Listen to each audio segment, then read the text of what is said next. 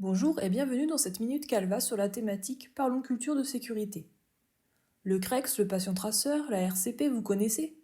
Mais savez-vous que ce sont des EPP? Le PP, ou évaluation des pratiques professionnelles, ce n'est pas un contrôle des compétences des professionnels, c'est une source d'amélioration continue de la qualité et de la sécurité des soins. Une EPP consiste à mettre en parallèle sa propre pratique, ce qui est fait sur le terrain, avec des recommandations ou références scientifiques.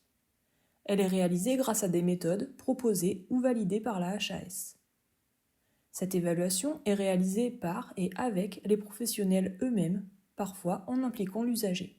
Les résultats obtenus servent à décider d'actions d'amélioration, mais aussi à valoriser les bonnes pratiques déjà existantes. Les actions d'amélioration mises en œuvre suite à l'évaluation permettront ainsi de se rapprocher de la démarche optimale et donc d'harmoniser les pratiques non seulement au sein d'un service, mais aussi à l'échelle d'un établissement et entre différentes structures. La HAS préconise différentes méthodes que l'on peut classer selon 5 grandes approches.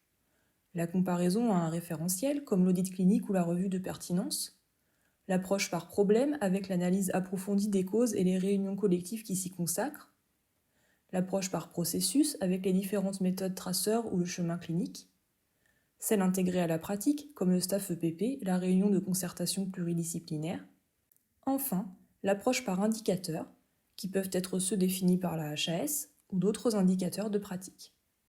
Comment mener une EPP? Quelle que soit la méthode utilisée, le principe de l'EPP reste le même. Une première évaluation est menée, elle aboutit à la définition d'actions d'amélioration formalisées dans un plan d'action. Ces actions sont mises en œuvre. Une deuxième évaluation vient vérifier l'efficacité des actions mises en œuvre. Elle permet d'ancrer les nouvelles pratiques et éventuellement de définir de nouvelles actions pour s'améliorer en continu. On reconnaît donc ici la méthodologie du PDCA. Les EPP, dans quelle situation? Vous êtes confronté à un dysfonctionnement, un incident? Vous souhaitez optimiser ou améliorer un processus, une prise en charge, un parcours patient? Vous souhaitez évaluer une pratique réelle observée au regard d'une pratique de référence ou recommandée? Vous vous réunissez régulièrement et vous analysez des situations cliniques rencontrées dans vos pratiques? Vous souhaitez surveiller un phénomène important ou un résultat de soins et agir en fonction de ce résultat? Dans toutes ces situations, vous pouvez mobiliser une ou plusieurs méthodes de PP. Ainsi, si vous utilisez la méthode du traceur ciblé par exemple, que vous mettez en œuvre un plan d'action et que vous réévaluez régulièrement, c'est bien une EPP que vous êtes en train de mener. Il faut veiller à le tracer, à communiquer sur vos évaluations et vos plans d'action, et à les valoriser notamment lors d'évaluations externes. En effet, l'évaluation des pratiques professionnelles n'est pas une obligation pour l'établissement, mais sa politique en matière d'EPP fait partie des éléments qui sont examinés au cours de la visite de certification des établissements de santé ou d'évaluation des ESSMS. Votre participation à toutes ces dynamiques renforce la sécurité de vos pratiques au quotidien.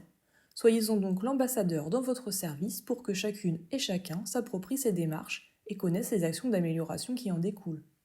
Pour vous accompagner dans la valorisation de vos EPP, grâce aux travaux du groupe régional, Calva met à votre disposition un tableau de bord pour favoriser le suivi de vos évaluations. Alors, combien d'EPP meniez-vous déjà sans le savoir?